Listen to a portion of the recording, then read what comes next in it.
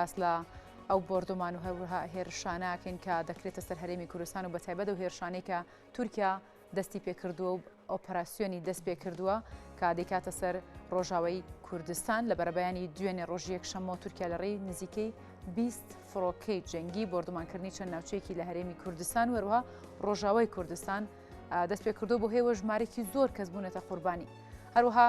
مەزلوم کۆبانێ فەرماندەی گشتی هێزەکانی سووریای دیموکراتیش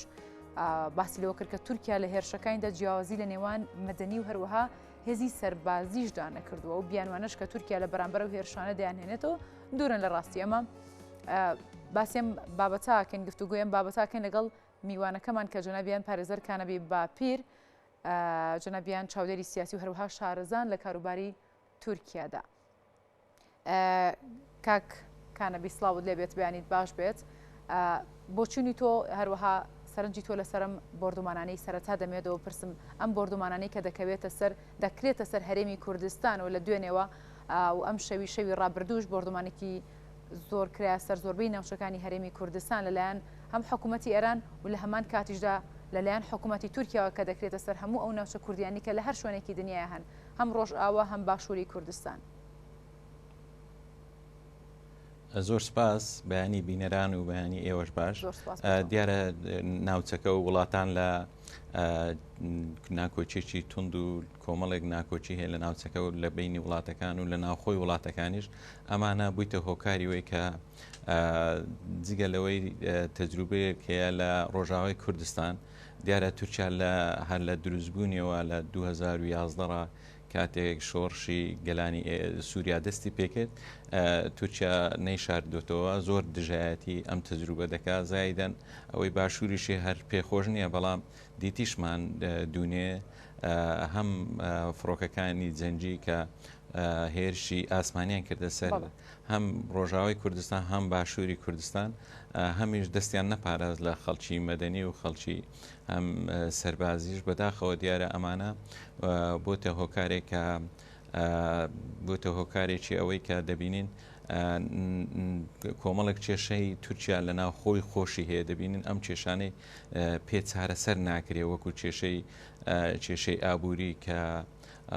دەبینین دراوەکەشی ڕۆژ بە ڕۆژ لە دابەزینە ئەمە کێشەیەکی گەورەی بۆ هەم ئەردۆگان و هەم دەسەڵاتەکەی هەم حکوومەتەکەی کە تەمەنی 20 ساڵە بۆ دروست کردووە ئەمانە جگە لەوەش لە هەڵبژاردن نزیک دەبتەوە ئەم هەڵبژاردنش بەڕاستی ئەم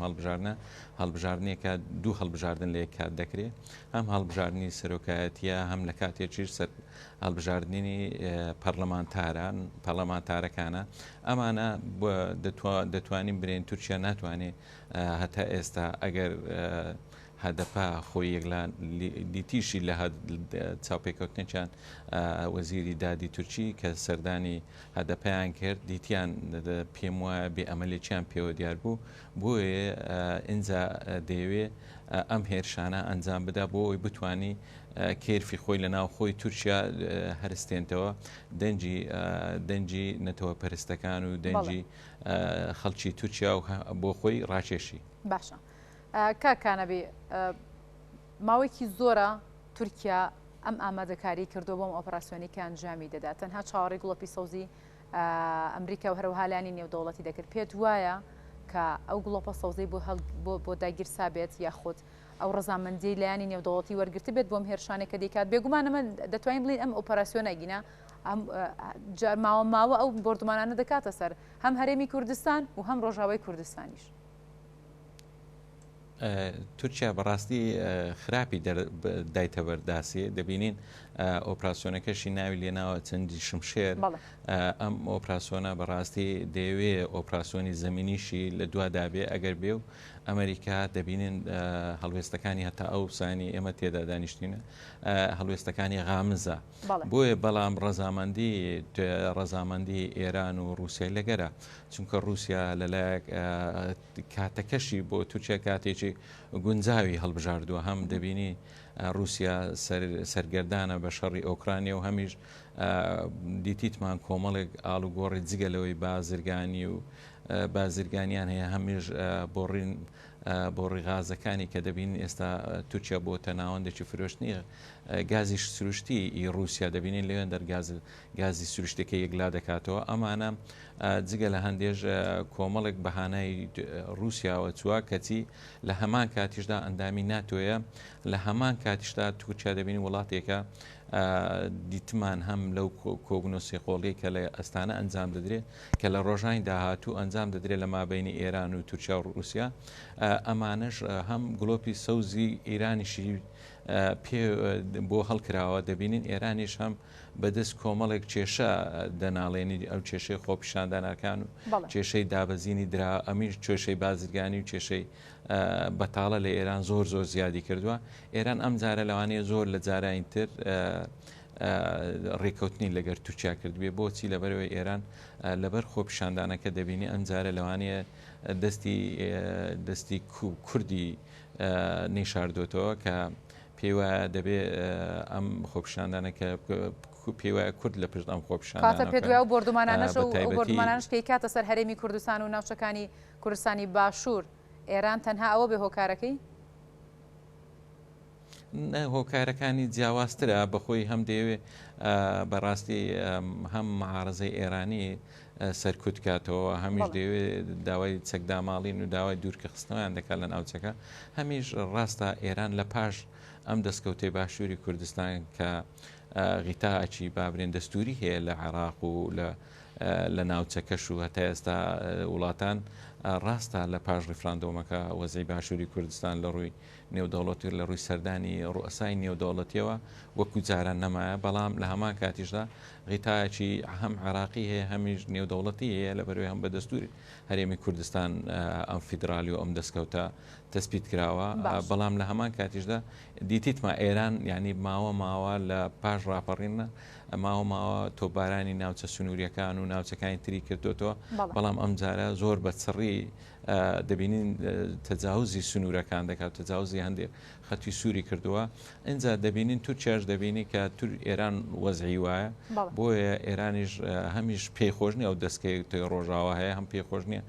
بە تاکید دەستکەوتەکە ئێمەش لەبەرەوەی دیتمان کوردیش لە کوردستان و هەم لە سەرتاسەری ئێرانیش هەم خۆپیشاندانەکان بەردەوامە ڕۆژانە خەڵک شەهید دەکرێت ئەمانش بەڕاستی ئێران کە تۆتە قۆناغێکی قڕز دەبێ بەڕاستی بیر لە داهاتوو بکاتەوە بیر لە ڕابردوو نەکاتەوە هەندێک ئینفتاحیش بکانە ناو ئێرە باشە وتەبێژی هێزەکانی سووریای دیموکرات دەڵێ دەم بۆردومانانە باگاداری هێزە نێودەوڵەتیەکان و هەروەها ناتۆ و هاوپەیمانی دژی داعش بووە و ئەوانی لێ ئاگادار کراوەتەوە کاتە دەکرێت لایانی نێودەوڵەتی ئەوەندە خەمسارد بن لە ئاستە و بردومانانی کە دەکرێتە سەر گەلێک کە بێگومان ئەگەر لە ڕووی مرۆڤایەتی شۆ باسی بکەین دەکرێت تەنها بە ئیدانەکردنێکی تەنها بە قسەکردن ئەم کێشانە چارەسەر بکرێت و تورکیا واز لە بردومان و هەروەها ئۆپەراسیۆنەکانی بهێنێ بۆ سەر کوردانی ڕۆژاوایە خود لە هەر شوێنێکی دنیا بن بەداخەوە پێویستە کۆمەڵگای نێودەوڵەتی بە تایبەتی یەکێتی ئەوروپا UN ینی ناکرێ بەڕاستی گەلێکی وا گورو خواردی بکەن بە ئاساین دەبینین ینی هەم تورکیا پێشێلی دەبینین لە 30 ڕۆژ زیاتر لە 30 جار پێشێلکاری دەستوری ئەنجام دەدا لە هەرێمی کوردستان پێشێلی تەجاوزی سنوورەکانی هەرێمی کوردستان دەکا ئەمانە بەڕاستی هەم یاسای وڵاتەکان پێشێل دەکە هەم یاسای نێودەوڵەتیش پێشێل دەکە ئەمانە بۆتە ئاستەنگێکی گەورە بۆ هەم بۆ کۆمەڵگای نێودەوڵەتیش پێویستە بەڕاستی ئەم چەمکانەی کە ئیدعای بۆ دەکەن چەندچی مافی مرۆڤ و چەمچی پاراستنی سنوورەکان و چەمچی شەید نەکردنی هاوڵاتیوانە کە تورکیا هیچ باچی بەم شتانە نییە تا ئەو دیتیتمان کە خەڵکی سیڤیل و ڕۆژنامەنووسیشی شەید کردووە لە هەم لە ڕابردوو هەمیش دیتیتمان لە بردومانەکەی دوونێ ئەمانە بەڕاستی کۆمەڵگای نێودەوڵەتی کە تۆ کەوتۆتە ینی هەمیش تورکیاش لە هەمان کاتدا دەبینین هەم کێشەی پێ دروست دەکرێت بۆ یەکێتی ئەوروپا و بۆ ڕۆژاواش بۆ نمونە لە خۆی ئەندامە لە هێزەکانی ناتۆ دیتمان چۆن تعاملی لەگەر بە ئەندامبوونی فیلەند و سوید کرد هەتا ئەوسانەی کە هەتا ئێستا دەیەوێت مەسەرەن کێشەکان بەلای ئاقارەکەی تورکیادا بشێتەوە. ئەمانە تورکیا وڵاتێکە بەڕاستی هەتا ئێستا هەم سەرکێشی دەکە هەم وڵاتێکە جۆپۆلیتیکەکەی لە ڕووی سیاسیەوەش و لە ڕووی ئابوووریۆشە گرنگە لە ناوچەکە و لە جیهاندا. هەمیش وڵاتەکان توانیت هێتا ئێستا یاریەکی سیاسی گەورە بکە لە مابینی ڕووسەکان و ئەمریکیەکان. هەمیش لەلایەک ئێستارسە دەکڕی هەم لەلایەک وەکو بەڕێز تازە ئیشارەت پێدا، بەڵام ئەمریکا گرنگە وەکۆی بەڕێز ئیشارەت پێدا کە گڵۆپیان بۆ هەڵکرد بێ، بەڵام ئەمریکیەکان لە چەند سەعاتی داهاتووی هەڵوێستیان یەکلا دەبتەوە ئایا ئۆپراسیۆنەکە هەر لە چوارچێوەی فڕۆکە دەمێنێتەوە ئۆپراسیۆنەکە دەبێتە ئۆپراسیۆنی بابرێن بەڕیژ، ینی هێرشەکان وەکو دووبارە ئەو پشتێنە ئەمنیە کە باسی